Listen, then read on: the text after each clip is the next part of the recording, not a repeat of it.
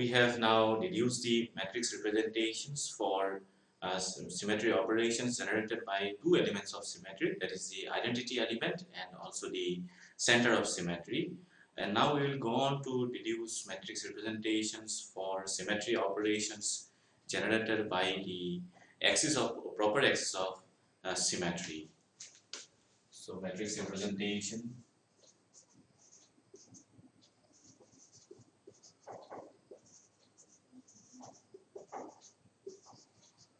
for Cn operations.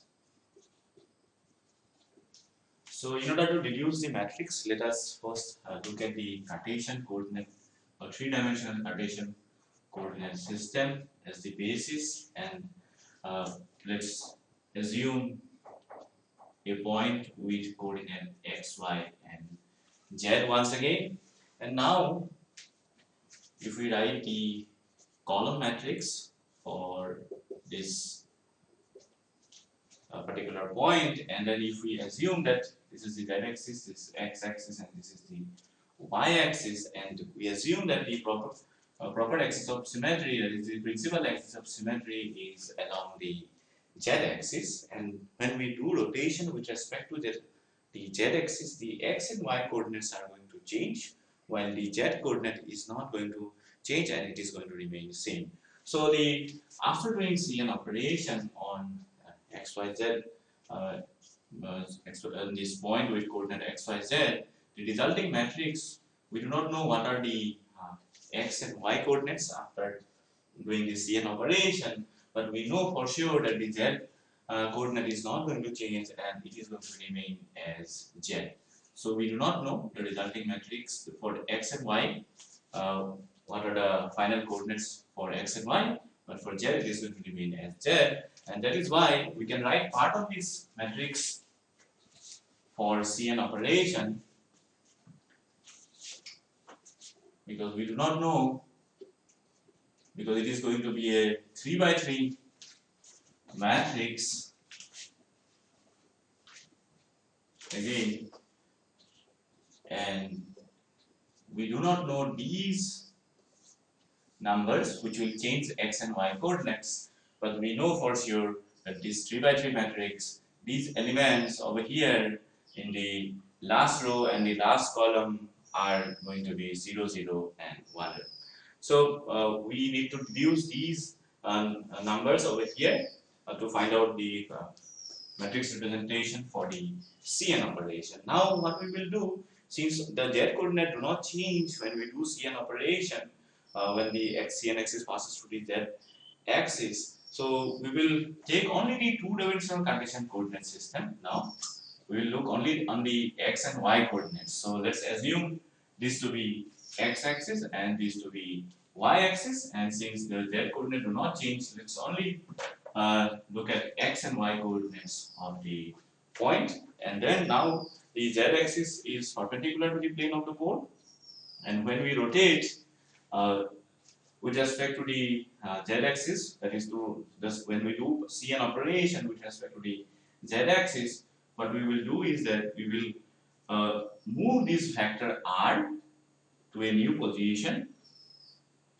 It will remain as r only, and if we assume that the initial coordinates are, instead of xy, let's assume it to be x1 and y1, and after we do rotation by an angle say theta, when we do Cn operation, so the angle between the initial vector and the final vector is going to be equal to theta, and the new coordinates of the point, let's assume it to be x2 and y2.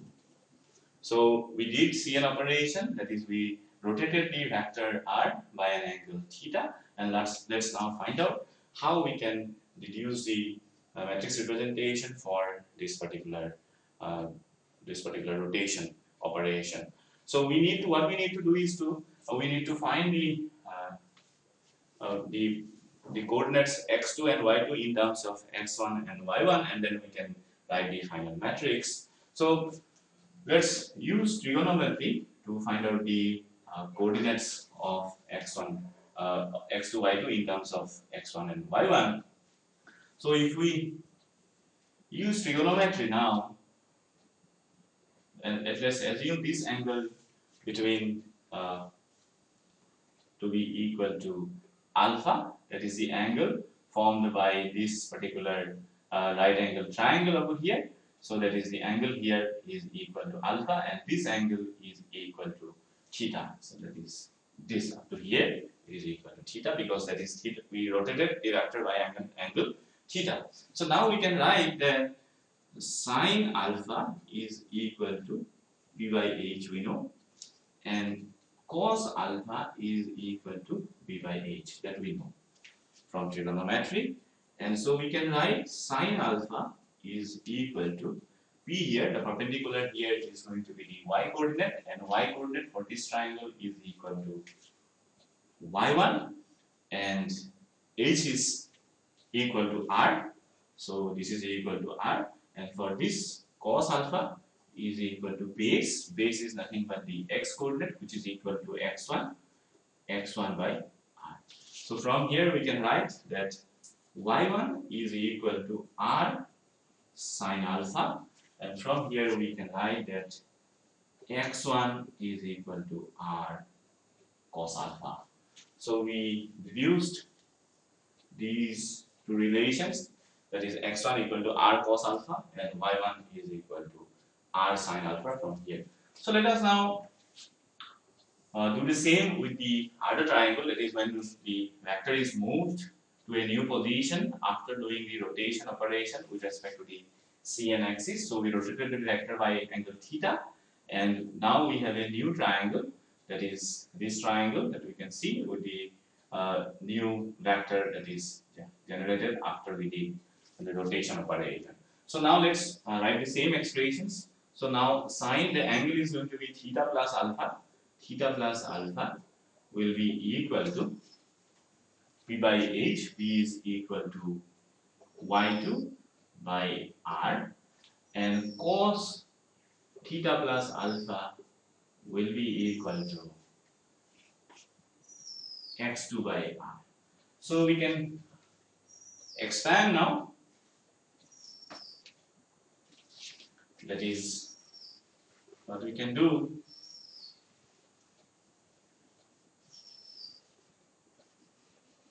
We can expand cos theta plus alpha and sin theta plus alpha further by using again trigonometric rules, and if you do so, so what you get, x2 is equal to r cos theta plus alpha. Let's expand cos theta plus alpha first, and then this is going to be cos theta plus alpha is equal to cos theta cos alpha minus sin theta sin alpha.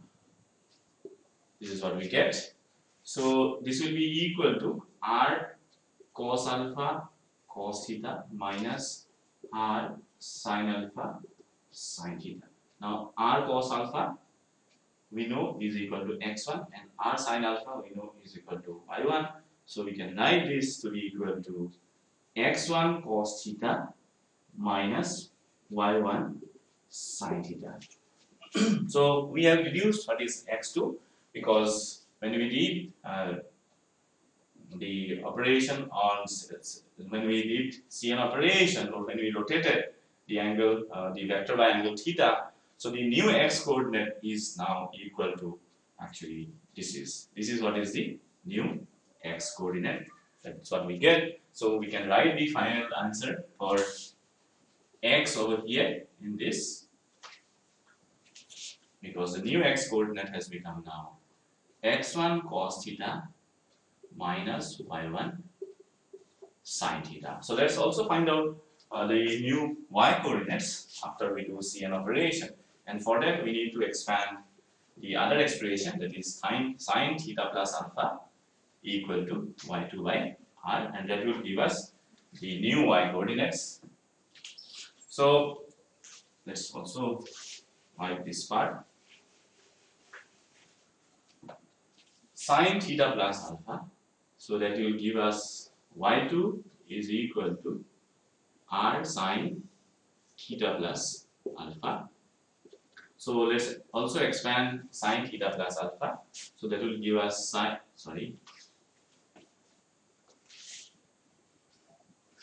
Sin theta cos alpha. Sin theta cos alpha plus this time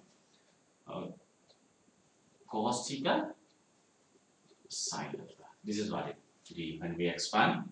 So then r cos alpha sin theta plus r sin alpha cos theta, that's what we get. R cos alpha is equal to x1. So x1 sin theta plus this is y1 cos theta. So we know what are the new y coordinates as well when we did. So that is going to be equal to, we know now, you can write here that this is equal to x1 sin theta plus y1 cos theta. Or we can write instead of 1, let's, because we can wipe the 1s over here, because you can write it to be equal, because when we read it with x and y, this is what is going to be the result. That is, x becomes x cos theta minus y sin theta, y becomes y sin theta plus x sin theta plus y cos theta, and z remains z. So this is the new matrix that we get when we did Cn operation. So now we can write the matrix for Cn operation. That is when we rotated by an angle theta with respect to the axis. The matrix that we has to be, to get this result when we multiply with this matrix, then this must be equal to cos theta minus sin theta 0, sin theta cos theta 0, 0, 0, 1. So that is the matrix for Cn operation that we get from here. But now what we should also observe here is that we did the operation in anti-clockwise direction. That is, when we rotated in the anti-clockwise direction. But conventionally we do rotation in the clockwise direction. And if you do so, then the theta is going to become negative. So let's put theta negative over here. So cos minus theta minus sin minus theta 0, sin minus theta cos minus theta 0, 0, 0, 1 is the matrix for clockwise rotation. Matrix for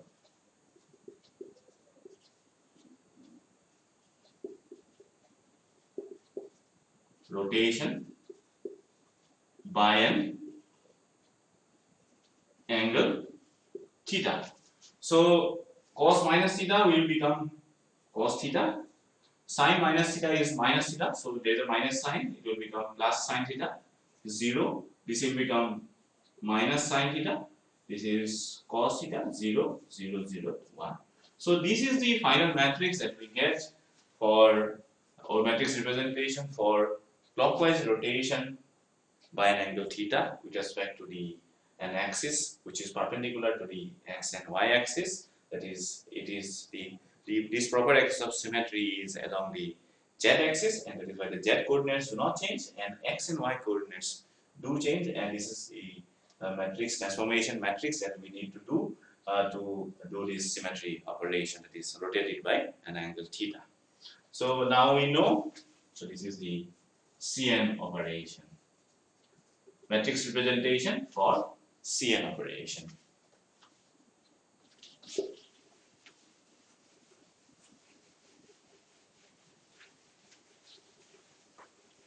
Let us also now deduce the matrix representation for a reflection operation that we do with respect to a plane of symmetry.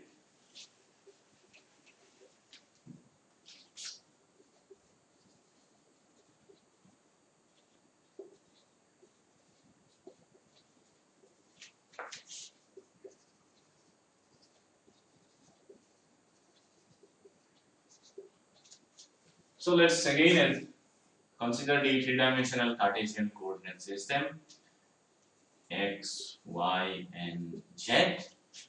And if you have a point with coordinate x, y, z, and now if you have a if you do reflection on this reflection operation with respect to say sigma xz plane of symmetry, but the final coordinates, when you do reflection with respect to sigma xz, the x and z coordinates are not going to change, only the y coordinate is going to change, and y will go to minus y, we know that. So that means the final matrix is going to be this one when we multiply sigma xz with the initial coordinates, the matrix for the initial coordinate, that is x, y, and z. Only y goes to minus y, x and z do not change. So we can easily write the matrix representation for sigma xz, that is going to be equal to 1 0 0 0 minus 1 0 0 0 plus 1. So this is the matrix for sigma xz. Now we can also write similarly sigma yz, that is going to be equal to, because now their x coordinate is only going to change, y and z are going to remain same, so x will go to minus x, so this is going to be equal to this sort of a matrix, minus 1 0 0 0 plus 1 0 0 0 1. And similarly sigma xy, that is the horizontal plane of symmetry which is perpendicular to the z axis, that is the sigma xy. So now z axis is going to go to minus z, x and y is going to remain same. So plus 1 0 0 0 plus 1 0 0 0 minus 1 is the matrix representation for plane of symmetry which is horizontal to the in this case which is the xy plane of symmetry. So we can easily deduce the matrix representations for the coordinate planes, that is the planes along the xz plane of symmetry, yz plane of symmetry, as well as for the xy plane of symmetry. The real problem comes when a molecule has a plane of symmetry which does not necessarily contain any coordinate plane of symmetry. That is, so for example, if you take a molecule as simple as the ammonia molecule, let's draw the ammonia molecule. We know it is pyramidal. The ammonia molecule is pyramidal. And now, if you assume that this nitrogen and this hydrogen lie on the plane of this board, and the C3 axis, that is the z along the z axis and pointing upwards this way, and the x axis is again on the plane of this board, then the y axis is perpendicular to the plane of the board over here, and this plane of symmetry which contains this nitrogen atom and this hydrogen atom actually is defined by the xz plane of symmetry, and we can easily write the matrix representation for this particular plane of symmetry. But now if you consider the plane of symmetry that contains this nitrogen atom and the hydrogen atom over here, you see that this particular plane of symmetry is at 120 degree from the x-axis over here or xz plane over here, and that is why it is not along the yz plane of symmetry, because the yz plane is at 90 degree from the xz plane, but this plane of symmetry which contains this nitrogen and hydrogen is at 120 degree from the x-axis or from the xz plane of symmetry.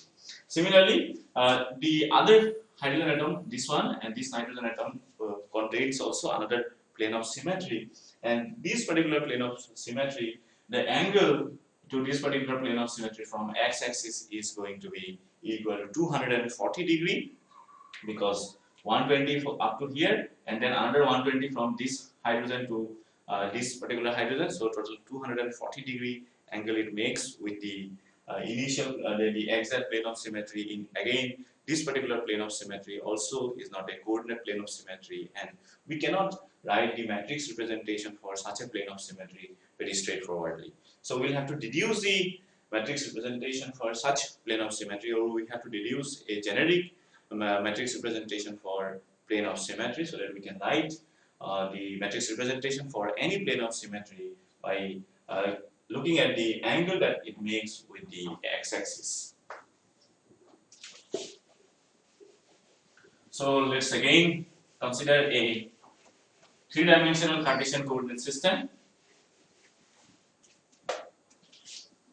I will draw it slightly bigger picture this time. And let's have x, z, and y axis, and let's have a point x, y, and z. Now, if you do, because we have the xy plane of symmetry as the sigma h, and any other plane that the molecule will contain will be vertical in nature. That is, it will contain the z-axis, and that is why the z coordinate is not going to change when we do reflection with respect to any vertical plane of symmetry. Again, the way when we did rotation with respect to principal axis of symmetry, the z-axis did not change. Similarly, even when we do reflection with respect to a plane which is making, say, 120-degree angle with the xz plane, the z coordinate is not going to change, and z coordinate is going to remain same. So again, if we write x, y, z as the initial coordinate, we know that when we do sigma v, then x and y coordinates, we do not know what are the final x and y coordinates, but we do know that z coordinate does not change, and that is why we can write part of the matrix again the way we did it for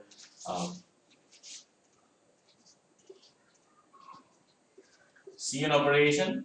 Once again, we can write part of the matrix over here because the z coordinate will not change. So we need to reduce the final x and y coordinates after we do reflection. Say, let's assume this is a vector equal to r, and let's assume that there is a plane of symmetry which makes an angle, the total angle that it makes with x-axis, let's assume it to be equal to beta.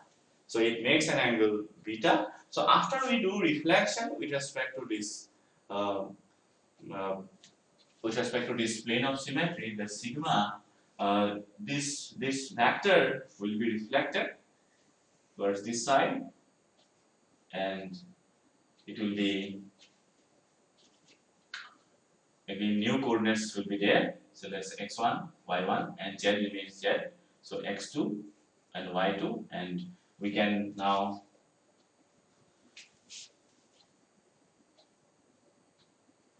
this is not how it should be done, because the z coordinate remains same.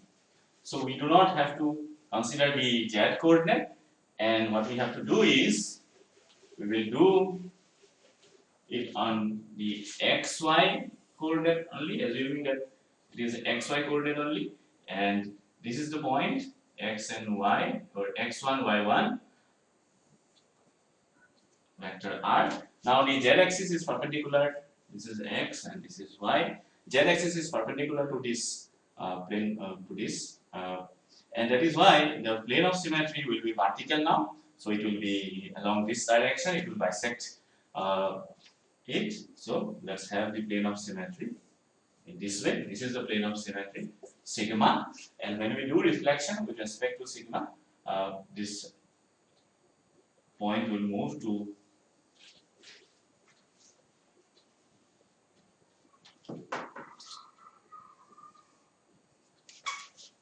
new coordinate, that is x2 and y2.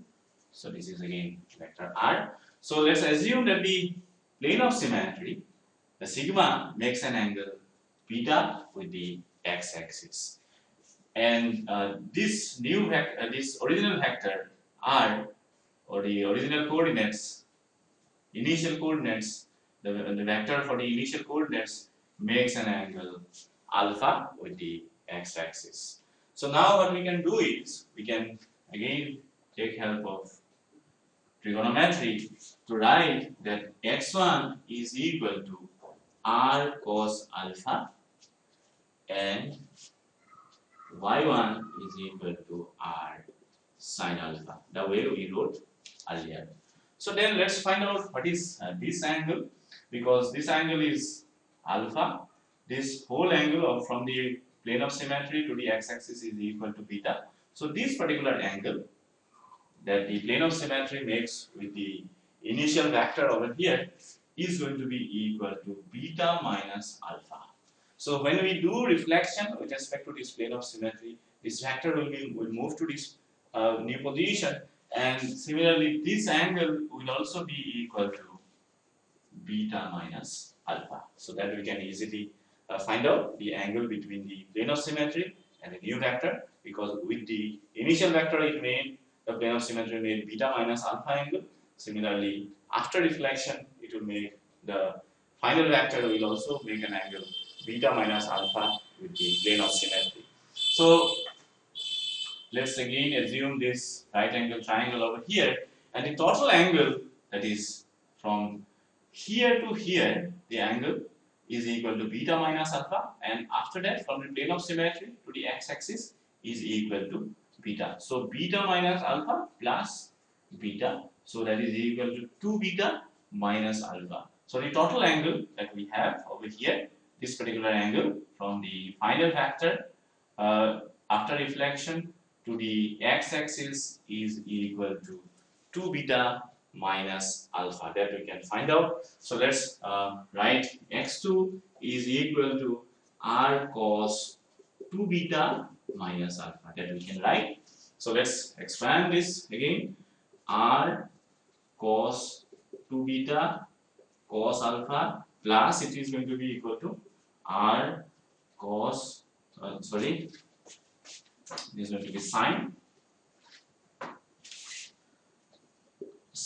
2 beta sine alpha.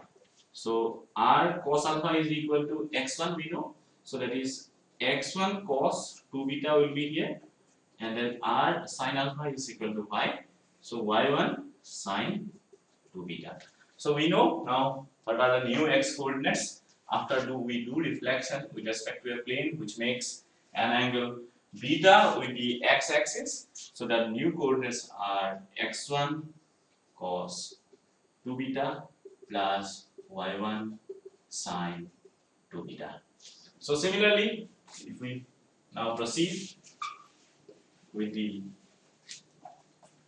y2, we can write is going to be equal to r sine 2 beta minus alpha.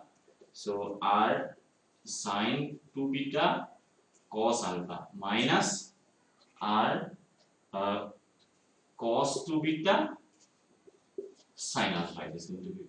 So r cos alpha is x1 sine 2 beta minus y1 cos 2 beta. So the final coordinates, y coordinates after we do reflection, we now have is equal to x1 sine 2 beta minus y1 cos 2 beta. So that is the final matrix that we have after we do reflection. So we can now easily write the matrix representation for reflection with respect to a plane of symmetry which makes an angle beta with the x-axis. So it has to be equal to cos 2 beta sine 2 beta 0 sine 2 beta minus cos 2 beta 0 0 0 1. This is the matrix. Let's write it once again. Sigma cos 2 beta sine 2 beta 0 sine 2 beta minus cos 2 beta 0 0 0 1 is the matrix representation for a plane of symmetry which makes an angle beta with the x-axis, and we have derived the matrix representation for this particular symmetry operation. So we will now deduce the matrix representation for an improper axis of symmetry.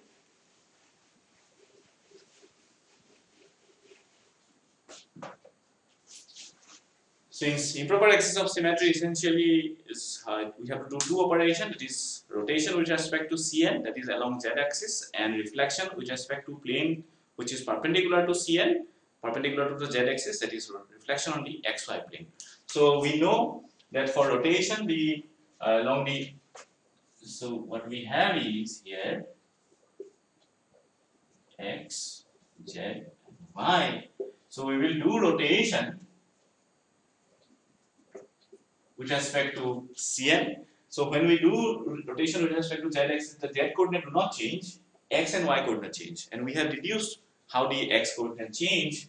So that is x, y, and z. If we do Sn operation, we know x becomes x cos theta, y sin theta 0 minus x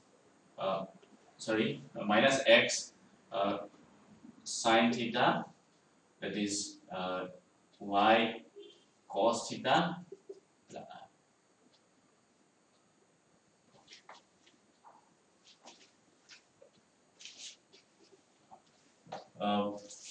plus y cos theta, and the answer is the z do not change, z remains z.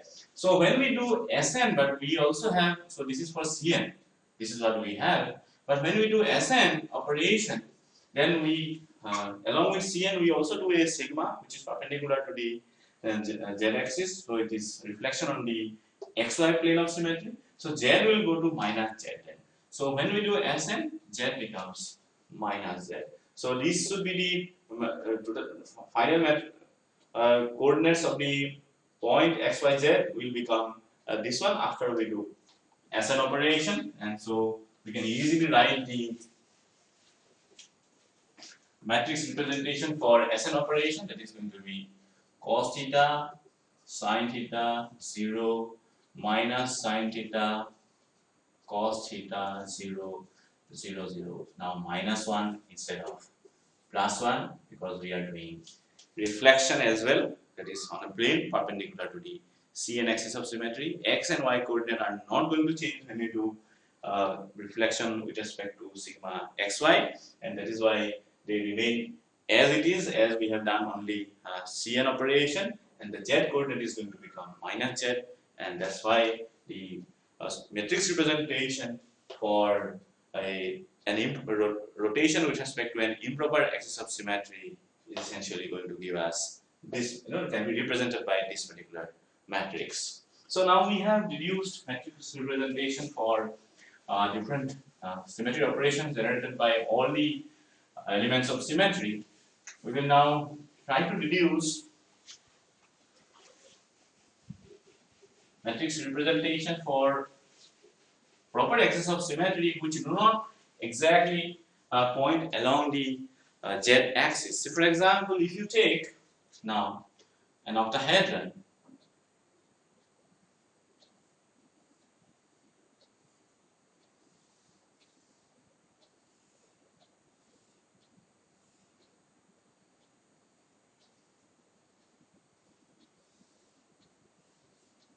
this is an octahedron, and we know that there is C4 axis of symmetry along this direction, and there are total 3 C4 axis of symmetry.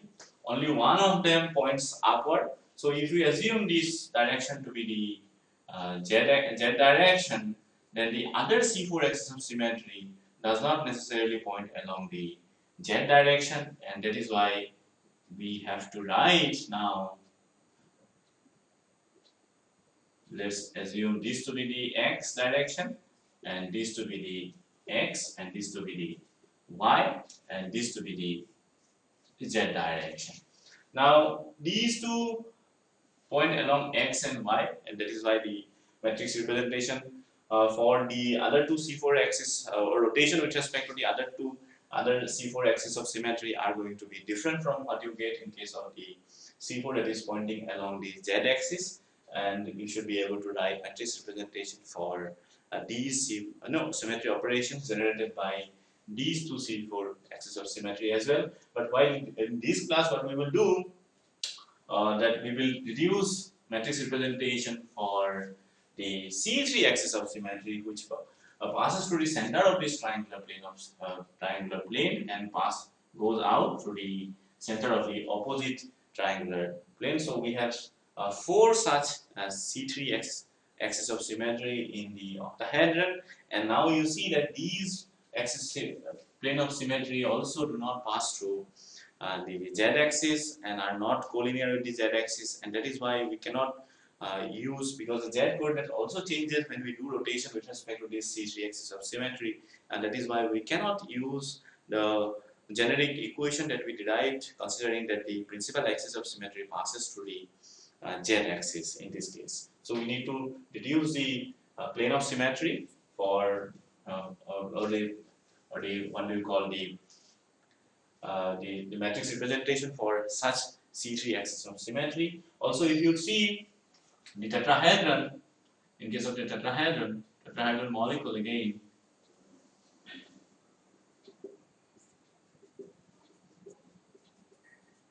there are four C3 axis of symmetry along all these CH bonds, and only one of the C3 axis of symmetry passes through the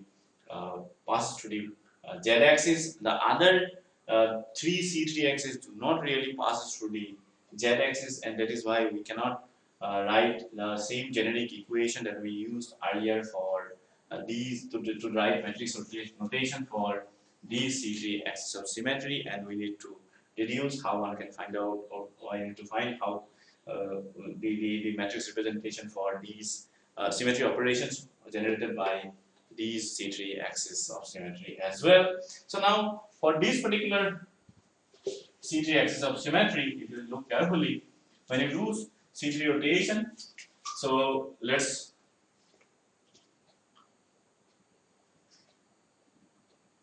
write the triangle, that is this triangle. So the C3 axis of symmetry passes through this triangle over here, and the this is the Z axis, this is X, and this is Y. So when we do C3 rotation, we see that Z comes to X, and X comes to Y, and Y comes to Z. So this will allow us to write the matrix representation for this C3 axis of symmetry, or matrix notation for symmetry operations generated by this C3 axis of symmetry. So that is the initial coordinate if we take X and X, Y, Z, and when we did C3 operation with respect to C3 one operation with respect to this C3 axis of symmetry, then the Z goes to X and X goes to Y. So X goes to Y, so we write Y first, and then Y goes to Z, and X goes to Z goes to X. So this is the final coordinate that we get after we do C3 operation with respect to this C3 axis of symmetry. So that is why we can now write the matrix representation for C3 one operation here, and that is the C3 one operation matrix notation is going to be equal to now 0, 1, 0, because then only you will get Y over here. 0 into X will be 0, Y into Y will give me Y, while 0 into Z will be 0, so that is why Y will come up here. So then it is Z 0, 0, 1, and X 1, 0, 0.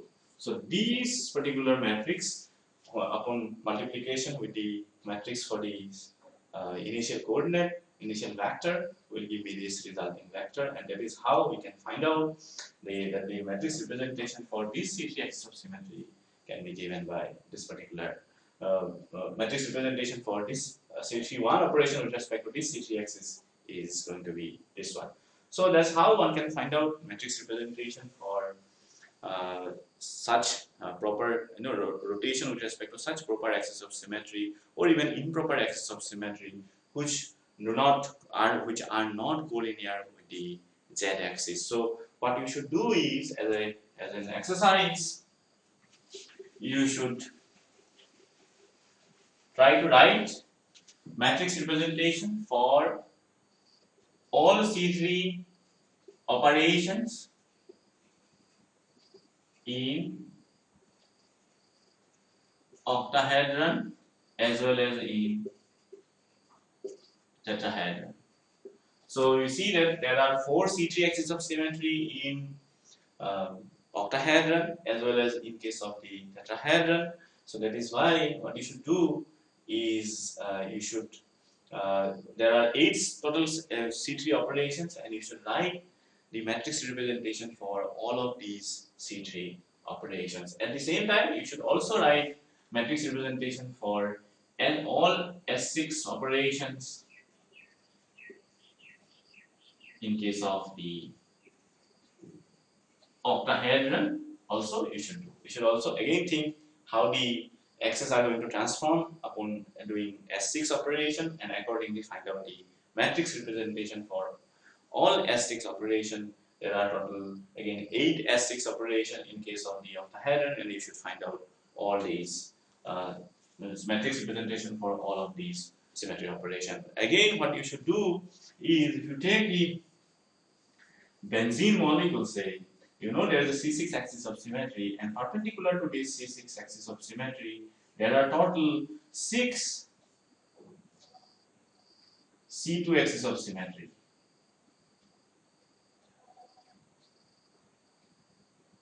So this is going to be 1, 2, 3, 4, 5, 6, and we have one more. Here there is one. This is going to be this one, this,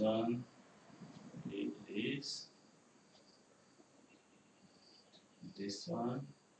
So what we have is 1, 2, 3, 4, 5, and total 6 C2 axis of symmetry, which are perpendicular to these C6 axis of symmetry in case of benzene.